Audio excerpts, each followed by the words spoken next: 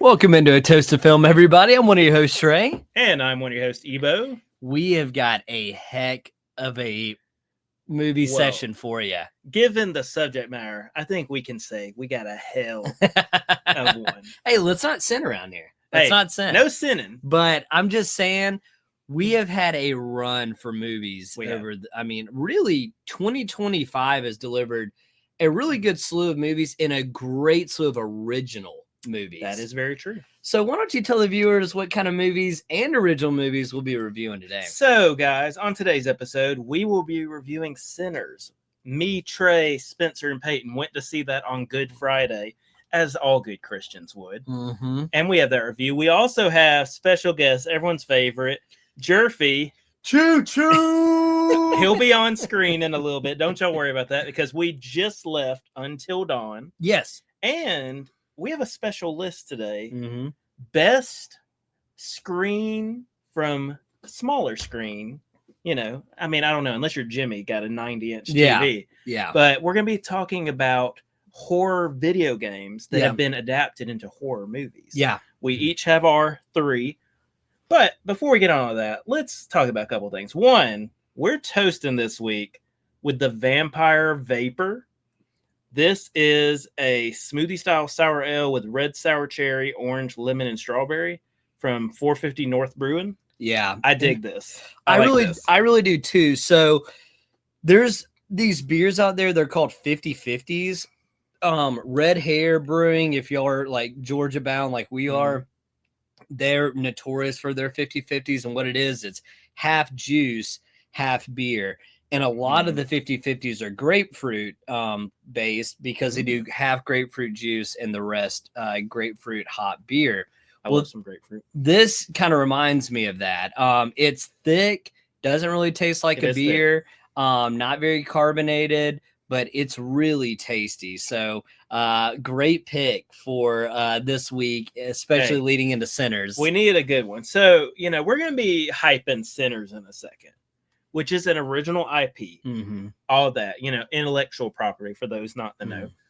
And every year, it would be safe to say hundreds, thousands, if not tens of thousands of original IP movies get released. Right. That's fair to say.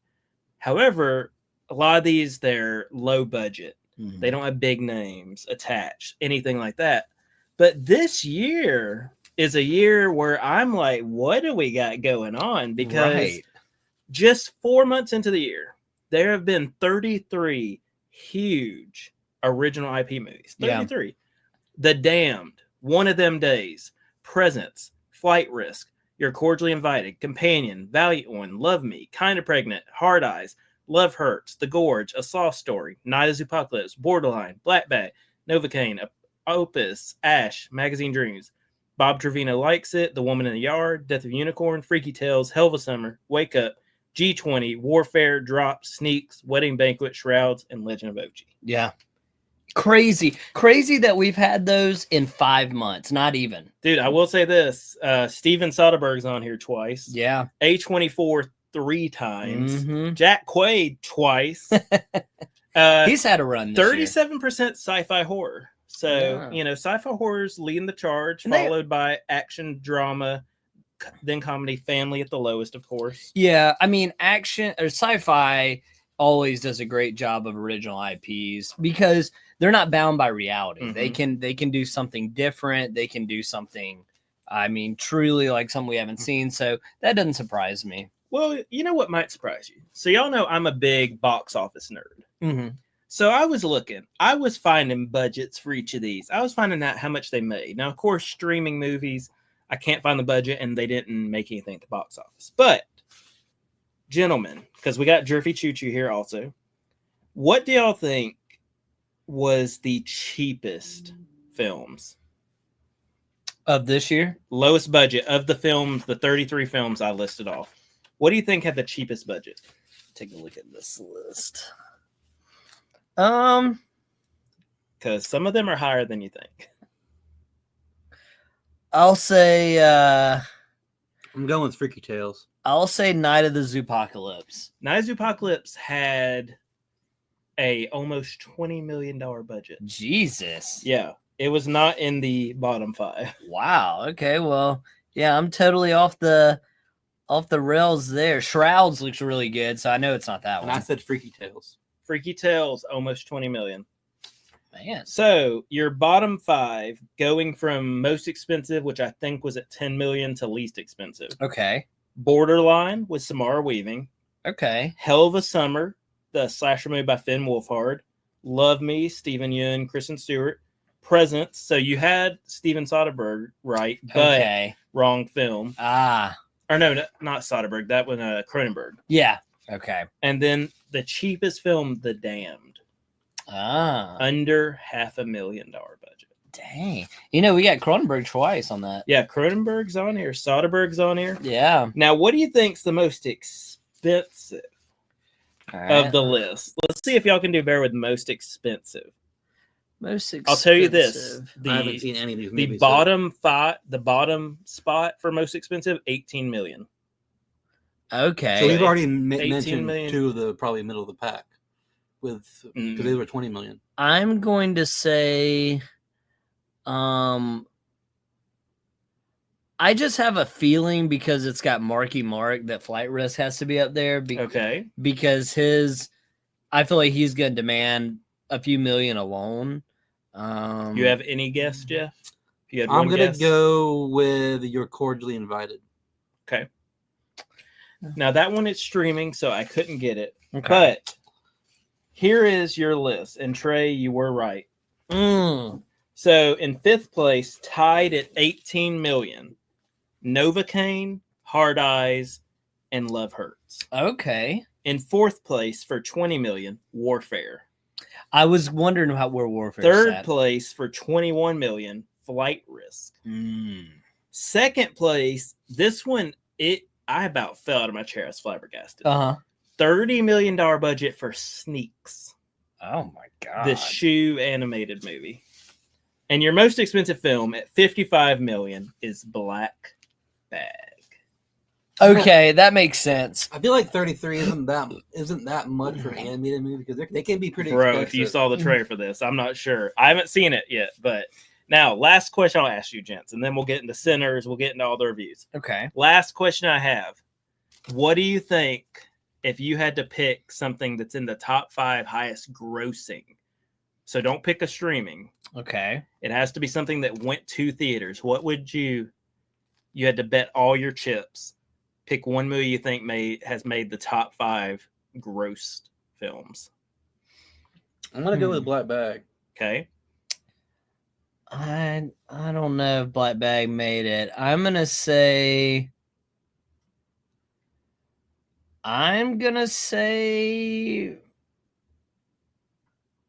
Warfare. Okay.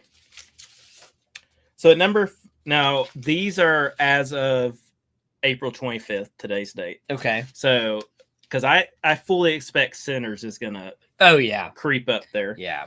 But as it sits right now at number 5, grossing 34 million, Novocaine.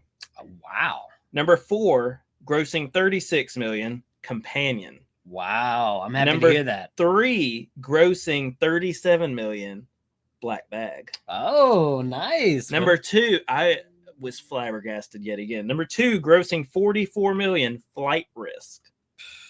But number 1, grossing 51 million, One of Them Days. Wow. Your highest grossing original IP movie as of right now. Man, so sad to hear Warfare didn't even make the top 5. Yeah, Warfare's struggling. It's a Warfare. They haven't even made their budget back yet. God, man. Well, it's just so crazy to me because, like, Yeah. with all the military in the nation, I would think that alone. And with it being a good movie. Yeah. But you know what I will say? Warfare struggled on marketing. It Yeah. flew under the radar and hit theaters before I even realized what the movie was. You know what I mean? well, speaking of what the movie was, our man Ryan Coogler, Man. we need to officially give this man some respect because we always Like- appreciate him, but we don't mention him until something comes out. Yeah. Like the different things come out. So Ryan Coogler, writer director of Creed 1, Black Panther 1, 2, and Fruitvale Station. Yeah. So of course we got Michael B. Jordan in this movie. Yeah, absolutely. Playing twins, smoking stack. And they have come back to their hometown. Yep. And they want to make a juke joint. People can just come, drink, dance, yep, play some music, have fun. This is in the Jim Crow South. So for those in the know, you know. And they got their little cousin, Sammy, played by Miles Caton, making his film debut. Yes. Rounding out the cast, we got Yao playing Bo Chow and Legion Lee playing Grace Chow. She's from Babylon. Right. Haley Steinfeld playing Mary. Yep. We're going to get into her. Oh, yeah. Jack O'Connell playing Remick Vampire. Yep. We'll get into that. Omar Miller playing Cornbread. You know, you might know him from Miracle at St. Anna. Loved Cornbread. And the legend himself, Delroy Lindo as Delta Slim. Yeah. Trey, what'd you think of this? I mean, this has contention to be movie of the year. Mm-hmm. This movie was such a surprise. I saw the reviews. I heard the hype this was getting. Same. I saw 98, 99% on Rotten Tomatoes on both sides. Mm-hmm. And, you know, sometimes you just have to still see it for yourself just because you're like, there's no way. I mean, you don't see review numbers like that often. Yeah. Wow. Yeah, they were 100% right. I mean, this movie was incredible. When you're halfway through a movie and you just think to yourself, yeah, this is going to be a classic, especially in the vampire genre, you're like, that happened to me. I was sitting there watching about halfway through with how the dialogue was, the story, the side story, the characters. I was like, man, this is going down as one of the all-time greats. I mean, I just had a blast watching this movie. It had everything. It literally had everything. It really did. I leaned over to Trey twice during the movie. I was like, bro, this is such a movie. It is. It is. Because it's not just the acting, which we'll get into some of the people in a sec. It's not just the music, which we'll definitely get into because I got to give props to a certain man. Dude, yeah. But it is the only sin in this movie is the cinematography. Man, let me tell you.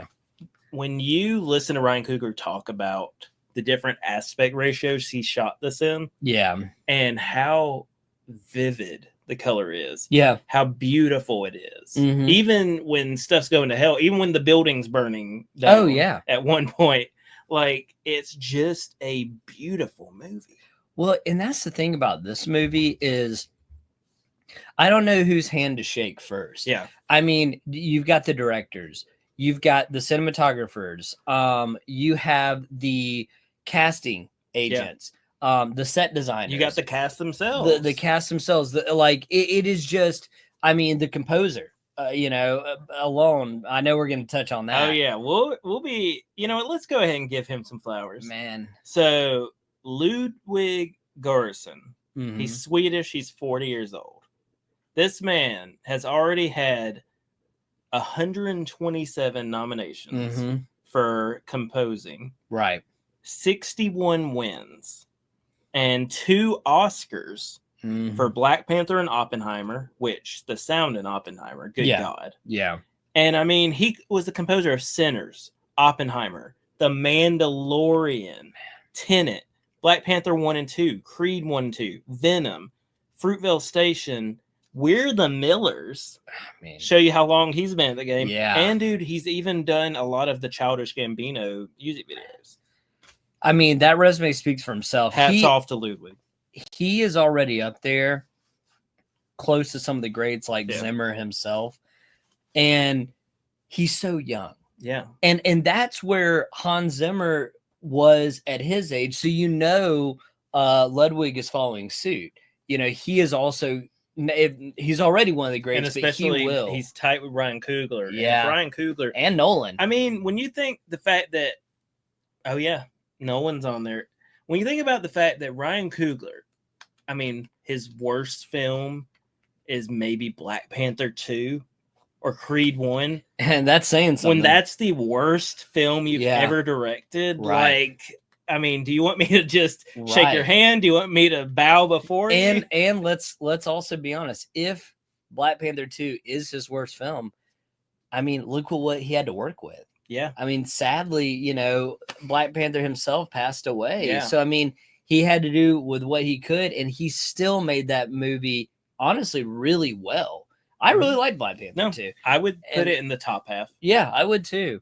But, I mean, again, where do we start with the whole team that put this together? Yeah. But Ryan Coogler himself, it started with him. Yeah. And you saw his vision. I am so excited for him to make more original movies because his imagination, his vision, I can't wait to see where he goes next. It's just, I mean, it's incredible. And it's not just what quality he gets out of people. Right. Because, I mean, no disrespect, but we love Haley Steinfeld. Mm-hmm. Edge of 17. I loved her in the Hawkeye show. But she is a different level in this. Yeah. You see, it's like, okay, this is what happens when you take a good actress, but give her a phenomenal director. Yeah. You get the most out of her. Oh, 100%. And dude, she was incredible. She has some lines. I cannot say them on this particular program. Yeah. But she has the quotes throughout this movie. Mm-hmm. I mean, even if it's just like Sammy is like, oh, I think you need to leave. And she's like, boy, if you don't get the F out of my face. Yeah. Like, it's just, I mean, so good. There's so many, the dialogue in this movie is fantastic. Yeah. Ryan Coogler, when he wrote this movie, he had a tight vision. Mm-hmm. He knew every sentence that every actor was going to say, the characters he created, he really just brought these characters to life with how he wrote them. And there wasn't a character I disliked. I mean, even the ones you're supposed to dislike, I loved. I mean, he does such a great job. And dude, I mean, Michael B. Jordan playing twins. Yes. This was one of the most effective things. Yes. Because here's one small detail I loved. Mm-hmm. Smoke and Stack. Yeah. Identical twins. Yes. But I never lost track of who was who. Exactly. Not once. I'm so glad you brought this up. I think it's just something actors feel like they have to do to take them to the next level. You'll see, Robert De Niro do it. Tom Hardy has done it. Jake Gyllenhaal has done it. Now his was on the better side. Robert Pattinson this year. Robert Pattinson, yeah. Oh yeah, Robert Pattinson. And his was also on the better side. But it is tough for actors to do it, and a lot of movies don't pull it off well. Yeah. And again, I think you're right. I think one of the reasons is because they make both the characters one-dimensional, but not in centers. In fact, we went with a friend of ours, and she said she didn't even know it was the same actor playing both roles. She thought he was a real identical twin in real life. Yeah, she got so lost because, I mean, of course, there's small cues with like colors. Yeah. Because one of them, I'm forgetting which one, but one of them wore more blue. That was Smoke. And then Stack wore more red. Yeah. But which was also a smart move. Yeah. I think that was a smart move on the director's part to give us some direction on the character, But even then, I think Michael B. Jordan is such a good actor. Yeah. That he did small details, where you have Stack, who's more serious, more uptight. Right. And then you have Smoke, who's more chill, he just wants to like be with Annie. Right. Who's our girl from Loki. Yep. And Deadpool Wolverine. Yeah. And it's just so good. And so good. Miles Caton, for this to be his debut film, I mean, that kid blew my socks off. Man. His voice, he has like a real deep voice. And then when he played. Yeah. And we got to talk about, there's 2 musical numbers in this that we got to talk about. But real quick, let me give a shout out. I told Trey, I prefaced Trey earlier. I was like, Trey, there is an actor who is my favorite thing from one of my all-time favorite movies. I told Trey this earlier. That's Delroy Lindo. He was Captain Wanta in Congo. Oh, when they're at the airport. Yep. He's the general who they have to bribe. Yeah. And he looks at Tim Curry, and he goes, "Stop eating my coffee cake." That's right. And then when they also give him, great movie. and then when they give him the money and he puts it in the bag and he staples it, he's like, "Make sure no peeking." Yep.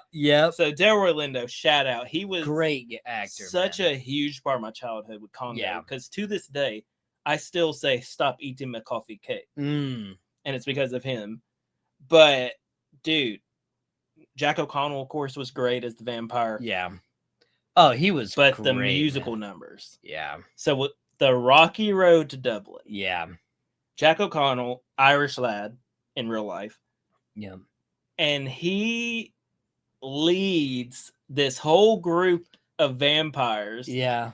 Into this Irish jig. Amazing. It was so out of nowhere. And I told Trey, I said, give me 30 Days of Night vampires. Yeah. Because if I looked outside and vampires were doing an Irish jig singing, I'm like, I'm dead. See, that's where you and me are different. I will take these vampires because I'm like, I fit in here. I don't fit in with 30 Days a Night. They're worried. Animalistic, man. Yeah, I'm like, okay, they're just going to kill me. But I'm like, I'm worried what the Irish jig guys are going to do. Not me, bro. Because they're just... Bro, he got me in a second over there, and I won't even think twice. He got me hyped. But... Man, so good. It's been out a week, so I feel it's okay to talk about. But everyone's like, there's this one scene.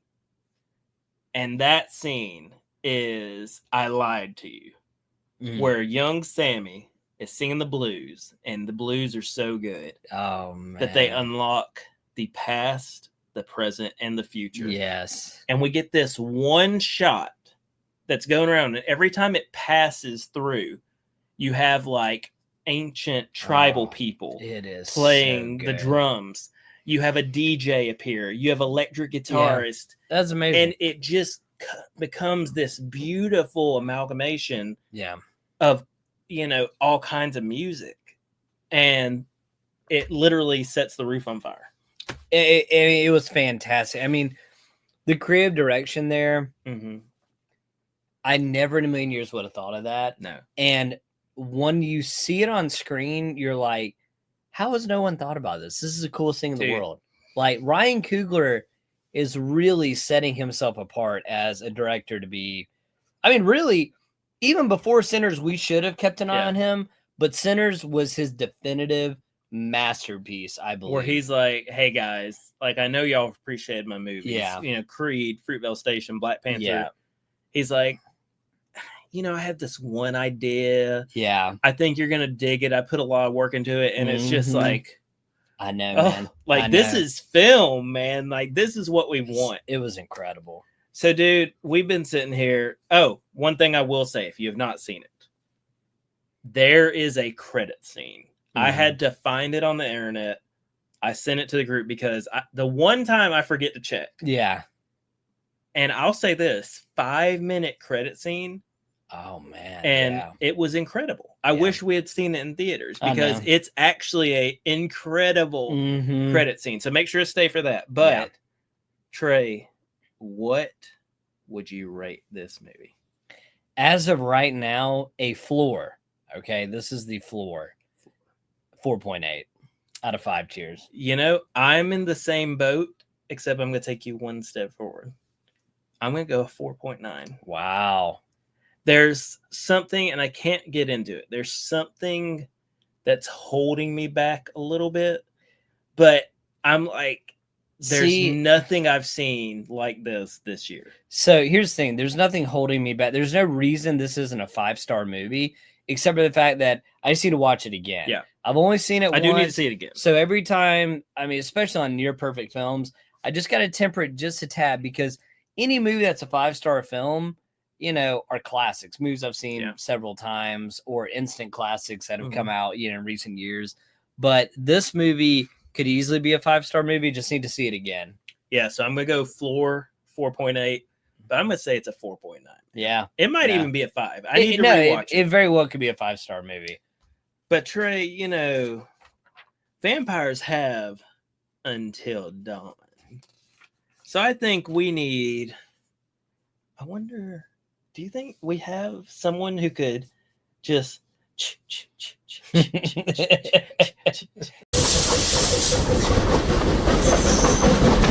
Choo choo. Right. Jerfy Choo Choo. Choo choo. There he is. The man, the myth, the legend. And Jeff, we just went and saw Until Dawn. That is correct, Eddie. That is a 2015 interactive horror game. Yeah. This is from David Sandberg, who gave us Annabelle 3, Lights Out, and Shazam 1 and 2. Your boy, the true star of Shazam 2. That's right. Everyone knows this. Everyone knows right. this. But we got a group of folks. They show up. There's a creepy guy, of course, played by our man, Peter Stormare. And they go. They get killed. Oh my God, we're still alive. And then they figure out they have to try and survive until dawn. Yeah. So, Trev, you played the game. Oh yeah, twice. And what'd you think of the game? Oh, I liked the game a lot. Yeah, it was the first to do the true horror interactive gameplay that spawned all the other ones. You know, Minimadan, The Query. I mean, there's at least 3 others. Yeah, I had a lot of fun playing Until Dawn. It was a really good time. Right on. Jerfy, have you played it? I have also played it, and I also had a lot of fun playing it, trying to make sure all the characters survive. Which they never did for me. Killing the ones I didn't like. Yeah. You always want to try to keep one playthrough keeping everybody alive. It doesn't always happen. Yeah. But I did. I had a lot of fun playing it. Right yeah, on. No, I really enjoyed it too. But I think it's important to note that you should not think of the game when you think of this movie. No, the story is very different from the movie than from the game, because in the game, it's friends going to visit like one of their friends' like cabin in the woods kind of thing. Yeah. And then this one, it's more like you're trying to find somebody missing, and you're just trying to find her, and then all heck breaks loose. Yeah. So it was like their 1-year anniversary, because they had all gone to this cabin, gotten really drunk, and one of the sisters died. And then they try and relive that experience and kind of like trauma bond and have some closure. But then that's, like Jeff said, when all these things go awry in Until Dawn. But Until Dawn certainly wasn't a Groundhog Day effect like it is in this movie. No, that was once I learned that there was like a Groundhog Day effect in the movie. It was like, oh, okay, because I knew it wasn't the exact same 1-to-1 from the game, because you can't really do that, because you can choose who dies and what and what. So I was surprised to hear that it was like that, but I think it played well. Yeah, I think if you, for the people who haven't played the game, you just go into this as its own experience, you'll have a lot better time with it. And I had to even try and erase that in my mind, because I'd already heard it was nothing like the game. And based on the trailer, when I saw the trailer, I knew it was nothing like the game. I think what's also interesting is that they didn't even have the same names as the character. No, I mean, it was completely different. That was really fun. I don't know why you wouldn't do that. Maybe they couldn't get the full IP or something like that. Maybe there's a rights issue. But that really threw me off too, because I was like, where's Sam? And I also haven't played the game in 10 years, 9 years. Yeah, it was 2016. Yeah, right. So I probably need to get a reminder of who all the characters are in the game and the plot of the game. I remember Peter. I remember Chris. I remember Rami Malek's character, Sam. Rami Malek. I want to say Jessica was the one Asian girl in the game, but I can't remember. I don't know either. I do know they had the kid who played young Sean on Psych, and he's playing Jimmy in James Gunn's Superman. He's in the movie, and he played himself basically in the game as well. Yeah. Well, in this, we got Ella Rubin as Clover, and she's searching for her sister Melanie, played by Mai Mitchell. And she's accompanied by her friends Odessa Asian as Nina, Michael Cimino as Max, Ji Young Yu as Megan, and Belmont Kameli as Abe. Let me tell y'all, Abe kind of sucks, but Abe was cracking me up in the movie. Abe was really my was. favorite. He was my favorite. I was like, Well, man, I'm saying like you wouldn't want this as one of your boys, but Nah, dude, he man. was He was- hilarious, he was- man. Keeping it real a little bit. he was the Yeah. most logical one. He I'll tell you was. that. I'll tell you that. You know, which I appreciated that. But I think it's also that worked out for his character, right? Because he was new to the group. He'd just been dating a girl for 3 months. So he's Yep, like, look, 3 I don't have any months. ties to these people. He's like, I'm thinking talk- logically, not emotionally. Right, I'll tell you how it is. Yeah. And you guys can hate me for it. But Right. That's how it is. Exactly. But guys, what this movie, I think it had some good ideas, but I would have liked to see had it not been trying to be an Until Dawn movie I just don't know why they and been named its it Until and been its Dawn. own thing. Yeah. I don't either because the Until Dawn game is very specific, and this really is nothing like Until Dawn, other than just trying to survive till dawn. It to me, it just came across as if someone from the games participate in the movies, it almost just seemed to me like they said, okay, what is, if I had a round two at Until Dawn, how would I make it? Right. And that's kind of the vibe I got from it, you know? Now, I don't really remember the entire plot. Like, I know like what they were doing, but I don't really remember Peter Stormare in the game. But I did look up before we started the pod, and I know he was in the game. Yeah. And Yeah. I sort of like, oh, he was? So So I do need to like remind myself aspects of the game to sort of get familiar with it. he was Rami Malek's alter ego. Hmm. Rami Okay. Malek had like, I do remember him having like a double ego kind of thing. yeah, because he had such trauma that you're following, you know, the Peter's Stormberg, Peter- Stormare, Stormare. yeah. And you're following, you're like, who is this guy? And then you realize later in the game, it's actually just another identity that's of right. Rami I Malek. kind of remember now. But yeah, I mean, here let's talk about the good for the viewers out there. The good is that if you go see in theaters, Spencer can attest to this. It's very loud. Yeah. There's a lot of jump scares. There's a lot. The bus got me. And I'll tell you another one, practical effects, which Mhm. that really raised the bar on this movie for me, because so many movies like this with this type of budget, they could have easily just gone to CG, but they Yeah. didn't. Everything was practical effects, and they did not shy on the gore. So let's Lot give of gore. credit where credit's due. I mean, they did a good job there. You know, They really did, and like with the game, there's nothing really too eccentric in the way that they die. right? It's sort of Mhm. just like your typical horror stuff, Yeah. stabs, maybe chops, like in your limbs, chopped out, stuff like that. Yeah, But there's a few death scenes in this movie that are just like WTF. yeah, That's effing crazy. yeah, There's a good one. I'll tell you this. Made me not want to drink some water. yeah, for sure. Oh yes, for sure. And it made me, because I don't get squeamish on a lot of stuff, like, but like when I see gore stuff like that, that's like I'm fine with that. But there are some things that I'll just make me want to just. Yeah. Make Yeah. me just want to like little tickle on my throat Just a little bit, the chill down your spine. You're like, oh, the shiver. and like you a know? little bit of like make me want to like a little bit open my mouth a little Yeah, bit. yeah, And when that water scene and what happens afterwards, and then what 100%. precedes that Mhm. makes me just want to not take a sip, because it makes me just want to almost, right.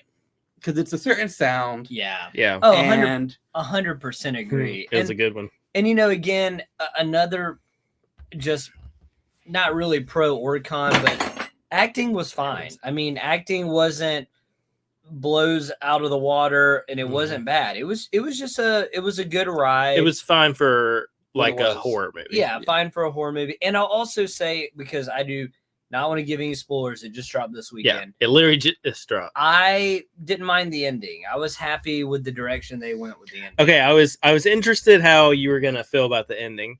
I was fine with it. Because I was like, okay, like it was like a whatever kind of ending. I want to add one thing, and me and Eddie purposely try and not talk about the movie on Yeah. pod nights, so we can have surprise reveals. Mhm.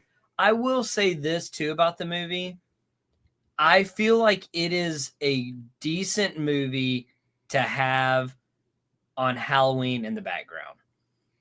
That's okay. That makes sense because there's even one scene that I really liked. I wish it had gone longer, where they're like, okay, we're just gonna try and cram in some stuff. Yeah. And they're like, oh, these are recordings I've taken. Let's just play them. Yeah. I actually like that scene because I'm like, I did okay, too. you know, it showed because they were like, we were on what we thought was like the 4th night, and they're like, it's the 13th night. I was No, like, there was a couple of shocks, surprises in there.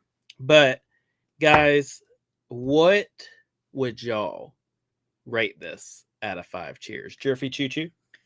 I would definitely rate the first half of the movie a little bit lower than the second half.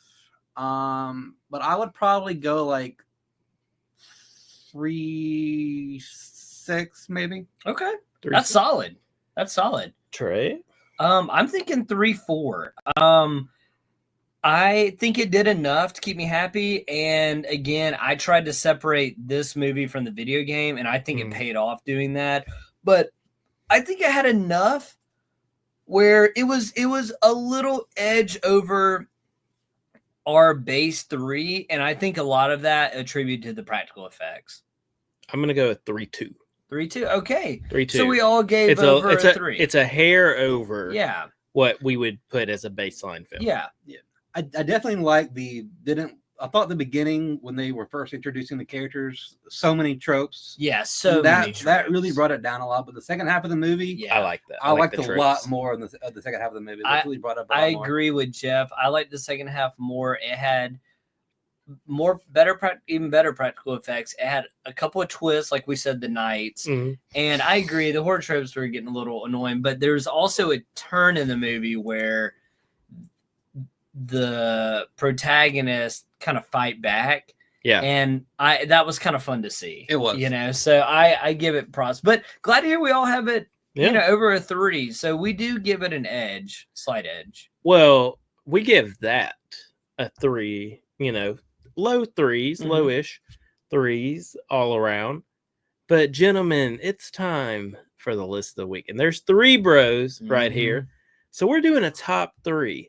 Yep. What we think are the best representations from a horror video game making it to the big screen. Oh, yeah. So I'm going to go first. Okay. And then I'm just going to scoot back and Okay. let the actual video game boys discuss, you know, because I'm interested to hear what y'all are going to say because y'all play a lot of these games. Yeah. Whereas I don't, you know, I just go check out the movies. Yeah. So first up, I do have an honorable mention, but it's only because I don't think this counts as a horror game or a horror movie, but I think it's pretty good. I would put as my honorable mention Monster Hunter, the Mia Jovovich movie. I think the movie's cool, and when I watch it, like I think of the Monster Hunter video game, you know, as me, somebody who's never played it, and I love that little cat that definitely wants to bag Mila Jovovich. Like I said, I'm glad it's honorable mention because again, it's not a horror game. I haven't. That's why I said I don't think it's it more counts. Of an action adventure. Yeah, it's as action adventure. I don't think it counts as a horror game or a horror movie. Yeah, but I just wanted to mention it because I like that. I like that little cat chef. No, that's fair. That's fair. No, that's definitely the mascot of the game. So for my number 3, I don't think it's a perfect film, but I have Five Nights at Freddy's. Okay. I think the animatronics look just like the game, which I appreciate. And I mean, you got him going around with a flashlight. You got jump scares where they're like moving and popping out. Yeah. It got a little too family oriented where it's like, oh, these are my friends. Yeah. But I think there was enough there for me to at least shout it out at number 3. Yeah. At number 2, I don't think there's denying this is definitely one of the best when it comes to the last 10 minutes. But I put Doom. Oh, okay. Number 2, because there's that scene where Carl Urban's going and he's like doing the weapons and it's first person. Oh, yeah. Where you just see his hands using the weapons. Yeah. And I mean, The Rock, he has a famous line. I'm not going to say it on this particular program, but he has a great line where he kicks through the door. Oh, yeah. But Doom, like I said, that first person, that really gave it an edge for Yeah. me. But when it comes to what I think of, when you ask me a horror video game to a horror movie, I don't think anything will ever touch the first Silent Hill. Solid. The setting, the nurses, that wear the mask, Pyramid Head. Yeah. When I watched that Silent Hill movie, I'm like, okay, I could see this being cutscenes. Oh, yeah. Now, I've never played any of these games, like I said. Yeah. But those are Ebo's choices. So number 3, Five Nights at Freddy's. Number 2, Doom. Yeah. And number 1, Silent Hill. Very nice. But let me get out of the nerd boys' ways. Just let me scoot in real quick. Scoot back a little. Yeah. I'm just going to move. So for me, at number 3, I have Silent Hill. Oh, wow. Yeah, I think Silent Hill absolutely has to be on there. The first one. It really suffers from, CG, of course, but it gets it pretty close. It feels very ominous. You've got the town downright, the siren, the daytime to nighttime difference. They did a lot right with Silent Hill, so I appreciate that. At number 2, because I feel like this one was the closest one we got. It's not perfect by any means. But at number 2, I'm going to say Resident Evil Welcome to Raccoon City. Hey, I like to hear that. I love that one. That movie was pretty close to how it actually was, where they flew the helicopter over the Arclave Mountains. They went to Spencer Mansion. They had Claire Redfield, Leon, Wesker, which I thought the Wesker was really good. Birkin was really good in Welcome to Raccoon City as the evil scientist that worked alongside Osborn and Spencer. So for that, I'll have to give it perks. And then at number 1, because not only is it the best rated horror movie video game adaptation, even though it's not as much of a horror movie, Werewolves Within. Yeah, that movie almost got 90% on Rotten Tomatoes, as it deserves. Yeah, as it deserves. Werewolves Within. Also, it was a Telltale game, really fun. It's a horror game, but even the Werewolf Within game, it's got comic animation. It's not really scary, but it is a horror, classified as a horror game, so I had to put it on there. I knew nothing of the game, or it would have been my number 1. Yeah, because that movie's so good. A great movie. Great movie. I have not seen Werewolves Within. Man, it's so good. It's old Sam, who's the lead. Amazing. Him and a old girl from the AT&T commercials. Yes. Yeah. Dude, so good. And the werewolf looked good. Yeah, the werewolf at the end looked good. What about you, buddy? So I'm gonna go with number 3 is Doom. Nice. I kind of almost forgot about it a little bit. Then Eddie reminded me of when he did his list, because I was gonna put, because there's a lot of ones out there that are bad, and so I was gonna put. Yeah. I was gonna put, maybe I would put House of the Dead. Until Dawn at number 3. House of the Dead, yeah. But then I was like, oh, I forgot about Doom, and Yeah. so I'm gonna put Doom at number 3. Yeah. Just the first person view, because it's been a while since I've seen any of these horror based video game movies. But I do remember the first person view they put in the movie. Yeah. And it was so awesome. It was good, and man. It's been I'm sure they did the soundtrack, and the soundtrack for Doom is just so good. It is. It's just so good. Carl Urban made that movie. He really did. And one of the only movies where I actually thought The Rock did a good job, because he was a fun villain. He wasn't playing himself. Yeah. He wasn't playing himself yet. He wasn't playing himself at the time. I still think The Rundown's the best. Oh, that's probably true. Dude, but Rundown's so good. he was still Rundown is he was good. playing himself though, a little bit in that movie. Yeah. So for number 2, I'm gonna go Silent Hill. I haven't played. I don't think I've played the Silent Hill in a while. It's been a minute since I played it and watched the movie, but I do know just from the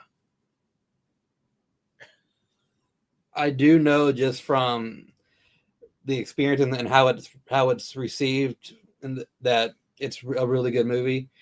And then, so number 1, I'm gonna have to go with Resident Evil Welcome to Raccoon City. Heck Nice, buddy. It's just That one was good. It it was was good. really good, and I enjoyed it a lot. I did too. I thought that was one of the better Resident Evil And like movies. you said, that they play it close to the best of the games really, really well. Yeah. And I just replayed one. You remember I played the remastered not too long ago? Right. You when they released the remastered, you went through them all. Yeah, yeah. And I gotta say, it was closer. I mean, they haven't fully captured Resident Evil yet, but Welcome to Raccoon City. But was it's good. hard to capture what made the game so great. Yeah. Now I will say this next one. Have you heard that the new Resident Evil reboot that's coming out next September has no they're rebooting the franchise movies. Oh, But nice. here's the thing though, let me tell you this. Without Mila Jovovich, Without her. So the it director just won't be the same. I know, it'll be better. Here's the thing. So, the director is the director of Barbarians, which was Okay. incredible. And guess who they casted? That's already signed. She just turned down Star Wars to be in it. It's a bold move. Turn down Star Wars. Star Wars to be in Resident It's a Evil, very and bold she's move. an Oscar winner. And you want to say her name? Her name is Mikey Madison. I figured it'd be her. You might Yeah. know her from Anora, Yeah, where she just won an Oscar. they. You might also recognize her from Brad Pitt beating the hell out of her and Leo setting her on fire. Yep. Yeah, I love her because she doesn't mind being in horror movies. Yeah. She's horror movie queen at heart, and I think that's another reason she went Resident Evil. But that gives me hope because I think they promised her a franchise role in Resident Evil, and that's why she took it. I don't see why you wouldn't do that. Why you wouldn't choose Resident Evil if you're not going to get a franchise role? Because Right. Star Wars, there's no guarantee that you're going to be Right. in multiple movies So- or TV shows. Dude, this next Resident Evil reboot, I think is going to be very accurate because the director also said he's a huge fan of the games. He's played all the games, and he said his story, each movie is going to follow a character, which that's how the games are, which I'm so excited, man. And he said that the thing about Resident Evil is that you keep going further into despair to get out on the other side, and he's going to show that in the movies. So, Ooh. and that was his I quote. like That Yeah. little phrase right there really gets me excited for the Yeah, movies. exactly. And that's his And quote. dude, we know how Mikey is. Yeah, Like the depth she'll go. So yeah. I'm very excited for this one. But guys, I mean, we're just excited to bring y'all a fun updated episode with some really good things that's come out. If you haven't seen Sinners, please go see Sinners. If you like horror movies, you just want something to go see, Until Dawn might be a good option. that is true. But like Trey said, you gotta see Sinners. Yeah. It lives up to the hype. It does. But if you want to let us know what you think about Sinners or anything else, there are so many ways you can do it, but let me tell you the best ways. Check us out on Instagram or TikTok, A Toast to Film, all one word.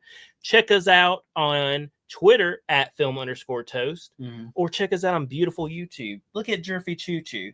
What a handsome, strapping young lad. I'm He telling you. just turned the big 1-9. We're so proud of him. That's Look right. at Trey. Look Hey, at this man. shirt. This shirt's cool. Hey, appreciate I don't know what it man. is. Burial? Burial, my favorite brewery in Charlotte. And then old Jeff repping Melbourne got Brevard his Zoo. Brevard Zoo. I got a Screamboat shirt, my Screamboat shirt. Absolutely. But make sure to like, make sure to comment, make sure to subscribe so you Yeah. can hear all our wonderful voices. And we just hope Absolutely. you have a good night. And good viewing.